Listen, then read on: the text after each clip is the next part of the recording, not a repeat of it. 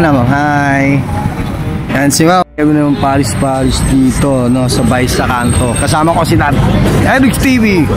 Ayun, papatang soran. Yan. So, ngayon, kakain kami ng Paris dito.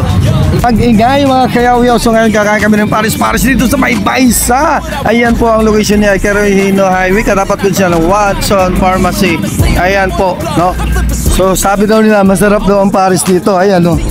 Always have a plan to stay tough. This life ahead of you ain't easy. It was built to be rough, but that's what makes a personality is tragedy, bruh. So keep your head on your shoulders. Now we ain't out here moving rocks. We out here moving boulders. Now we ain't getting posterized. We out here making posters and we ain't got nothing. Dito tayo ngayon sa Paris, mami ni Tata Elio. Ayan, Tata Elio. Since 2019 may Paris na siya. So ngayon nandito sila sa Baisa Kanto, ang kanilang pwesto. So along Quirino Highway lang sila. Ayan, no? Ayan na. Ayan po ang kailan lang. Yan yung Paris dito sa Baisa Kanto. Diba? Ayan. So along highway lang and location.